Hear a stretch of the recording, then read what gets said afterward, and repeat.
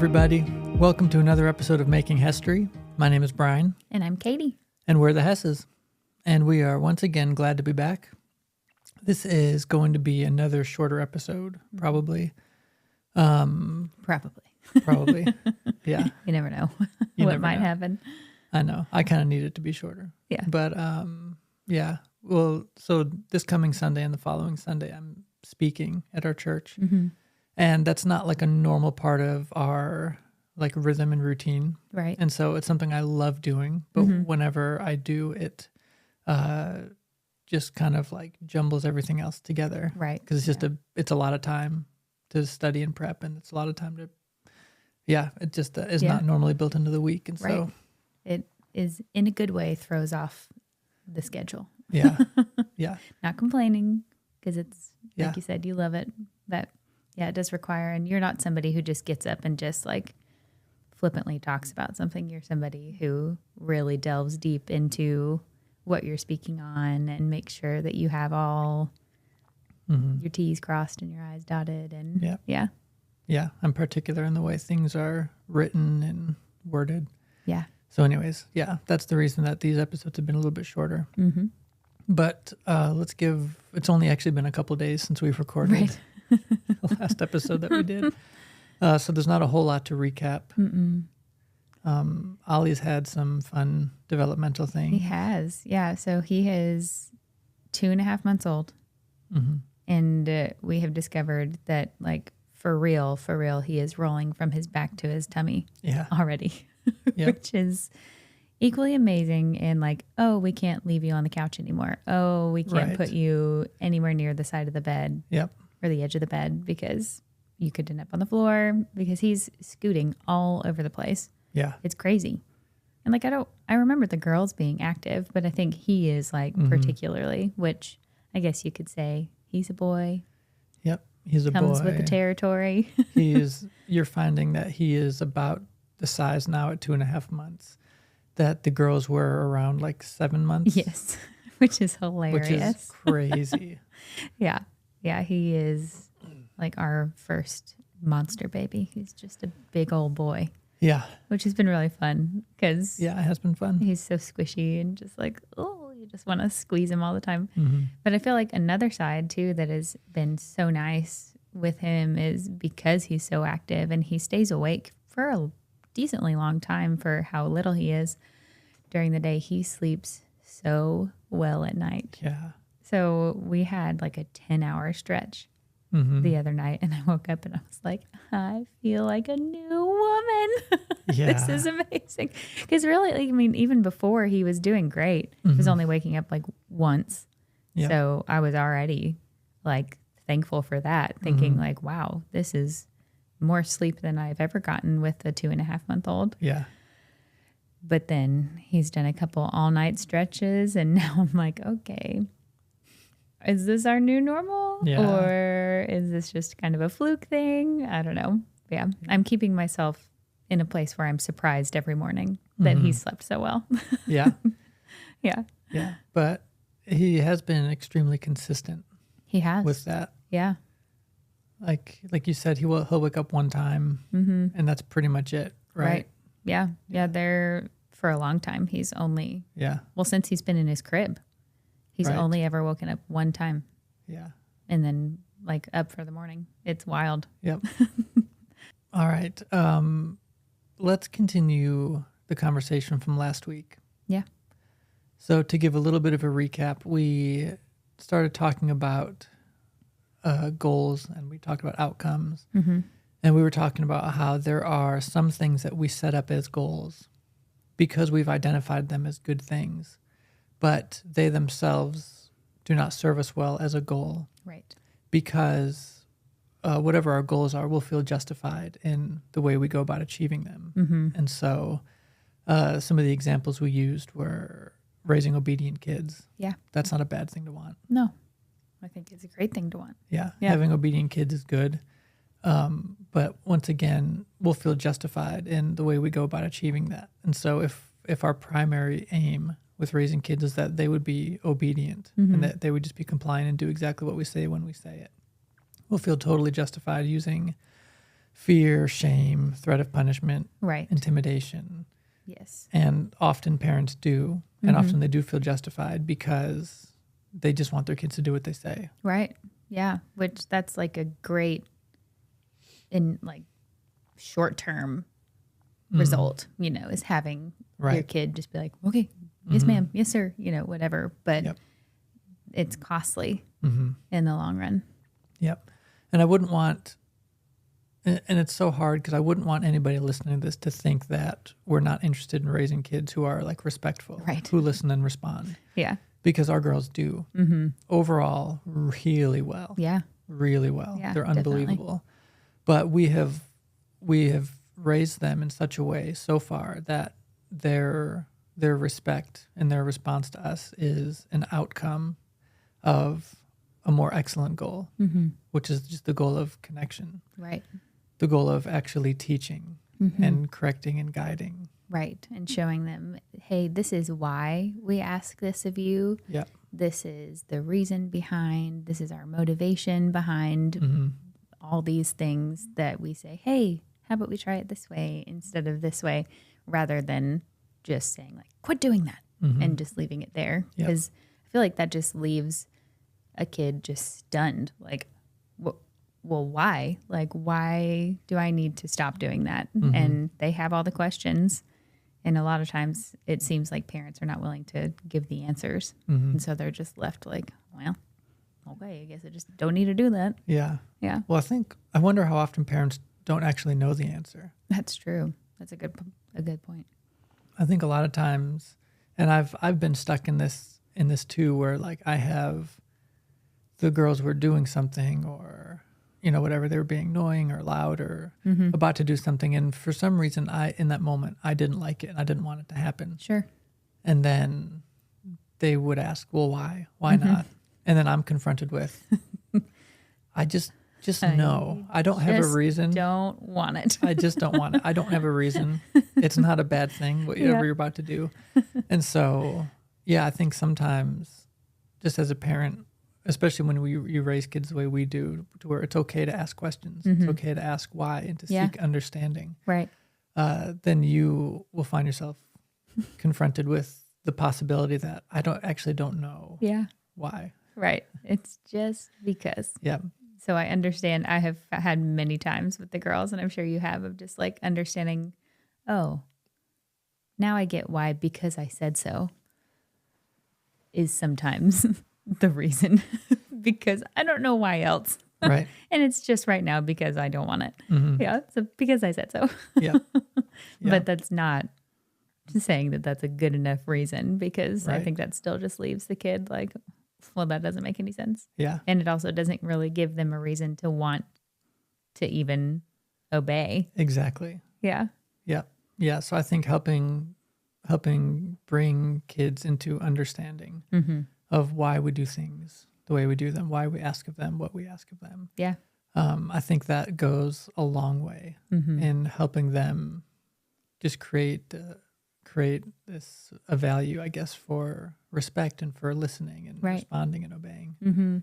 Yeah. And it just helps to like form just that thought pattern in your kid's mind of like just loving other people well too, because sometimes, the reason for not doing things is just because it may, it could make somebody else uncomfortable. And that's not to say that we act just according to how everybody else around us feels.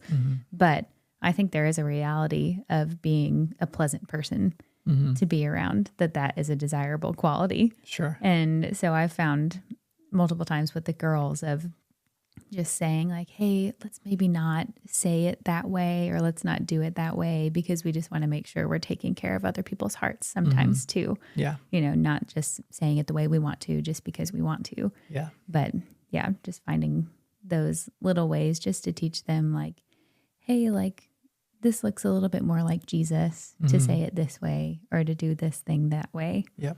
And helping them kind of reframe that mindset. Yeah.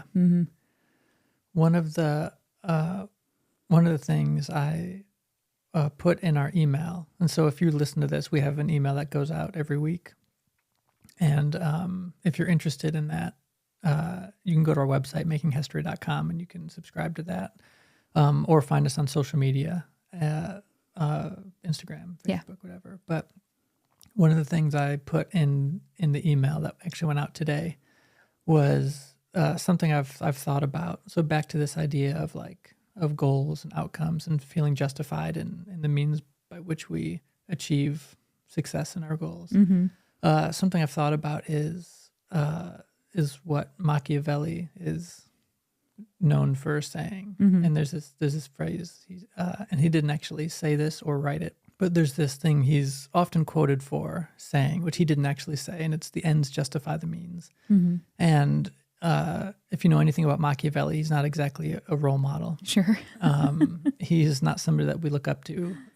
He said that, and well, he didn't say that exactly. Like I said, he's quoted for saying that, but that's a general, kind of generally captures his sentiment. The ends justify the means. And for him, he wrote this in The Prince, and this isn't like the 16th century, somewhere 16th, 17th century. But he was basically writing about how the highest aim, and I think it was written towards people in political leadership, political power. But he was basically saying that the highest aim in life is political power. Okay. That's the highest thing you can aim for. And it's so necessary to have that you are justified in doing anything you can to not only attain it, but hold on to it. And so whether it's through deceit, cruelty, manipulation, anything goes. As long as it's serving the goal of attaining and holding on to political power. And so scary. It is scary. And so obviously we don't agree with that. But I think there's something to be said about the idea that the ends justify the means. Because, like we've been saying, whatever your goals are, you will feel justified in the means by which you go about achieving that. Right. And so the question I posed in the email that I wrote was, well, if the ends justify the means, what exactly justifies the ends? Or how are we going about deciding what the goals are that we should be setting up in our lives? Right. How is it that we go about deciding what we're aiming for? And it seems like maybe that was a question he didn't ask. Sure. Yeah. But yeah, what justifies the ends? How are we justifying the goals that we're pursuing? Our aim in life? How are we justifying that? And by what standard are we using to measure that? And so one of the stories I was brought to thinking about all this is the story of Mary and Martha in the Bible. I think it's Luke 10. And there's this really well-known story where Jesus goes and they're friends of his, sisters of Lazarus. And he goes to the house and, Martha is working. And she is working really hard to be a good host. And she's preparing meal and she's cleaning and she's doing all the good host things. And Mary is not doing any of it. And she's just sitting at Jesus' feet, just listening to him, soaking up every moment with him. And Martha gets so frustrated because she's doing all the work and Mary's doing none of it. And so Martha, she looks around and she sees all these things that need to be done. And what's happening is she's trying to host Jesus well. Yeah. Which is so honorable. Right. Yeah. There's nothing wrong with that at all, of wanting to be a good host and to serve somebody well. Yeah. And so she sees all these preparations need to be made and she's taking it really seriously. And so she basically goes up to Jesus and she's like, hey, will you tell Mary that it's not right that she's just sitting here. She's not helping me at all. Yeah, you tell her. Yeah. And the response is basically, and I'll put this in my own words, that Martha has chosen something that is good, but Mary has chosen the best thing. And oftentimes, I think when we go about setting up our goals in life and we set up our hierarchy of values and we set up the things that are most important to us and that the things that we're aiming for, oftentimes we don't end up aiming for the best thing because we've settled for the good thing. Yeah. And a lot of times it's not the worst things that come at the expense of our experiencing the best. Right. It's the good things that we settle for. Yeah. We see something and we're like, oh, okay. Yeah, this must be it. And we kind of bypass even exploring other options or seeking the Holy Spirit and saying, hey, what do you think about this? Because it's something that feels okay. Yeah. Yeah. Yeah. So Mary had chosen the best thing, which is just to sit at Jesus' feet. Yeah. And there's really nothing better than that. Right. And, Jesus I don't think he would rebuke Martha for wanting to serve him well. No. But at the same time, he recognized that what she was doing just wasn't, it just wasn't as high on his list of values. Right. As just being and just connecting. And just, so yeah, all that to say, there are, let's talk real quick about some of the things we brought up last week. So finances, it's not a bad thing to have money. No. It's not a bad thing to make money. It's not a bad thing to have a marriage where you don't fight. Right. Those are good things. But I would say that what's better than having money is developing a healthy relationship with the money that you have. Yeah, and stewarding that well.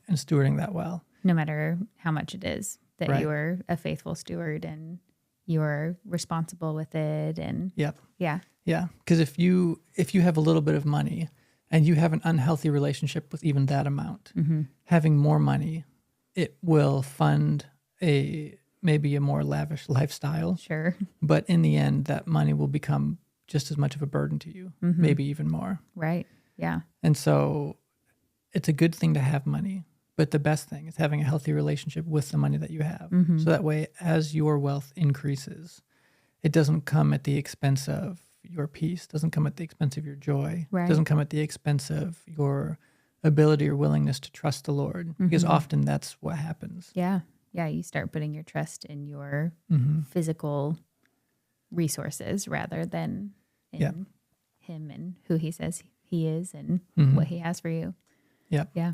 Yeah. And same thing with our marriage analogy, that being married and not fighting is good, but that's not the best thing. The best thing is having a marriage where you are communicating well, loving each other well, serving each other well. Yeah. That you are able to trust each other. Yeah. You have that bold communication. You're not afraid to bring up anything that may be causing any type of stress or worry in your heart. So there's no, is enmity the correct word? Enmity between you. Yeah.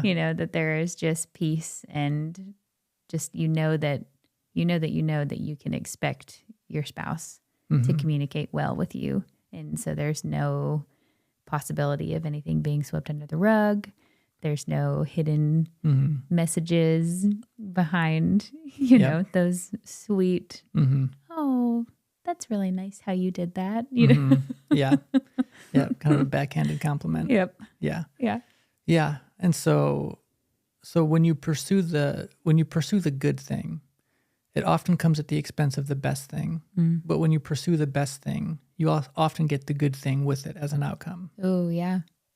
Yeah. And so yeah, that's kind of how I've just started to see life and question the goals that I've set up and can give consideration to what I'm actually aiming for in life. Because oftentimes, I find that oftentimes life gets a lot simpler when we just look for the best thing. Yeah. At the end of the day, the best thing is just being with Jesus and becoming like him.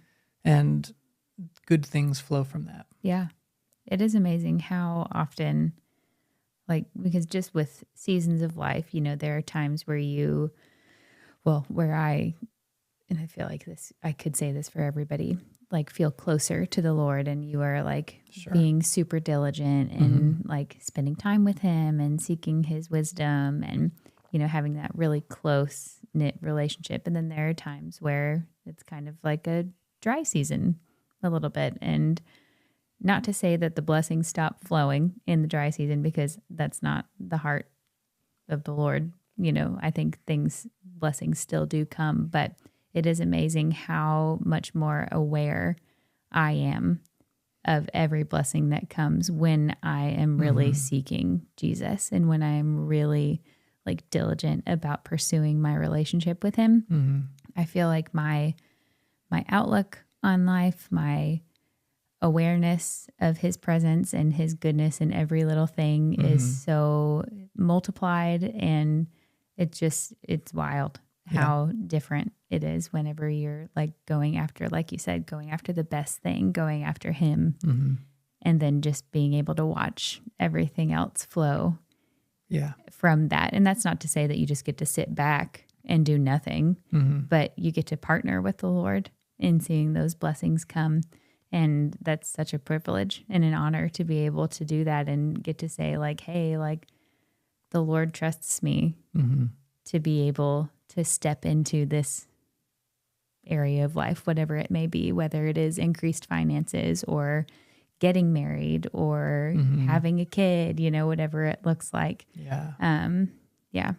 It is amazing just how everything changes so drastically when he is the main thing. Yeah.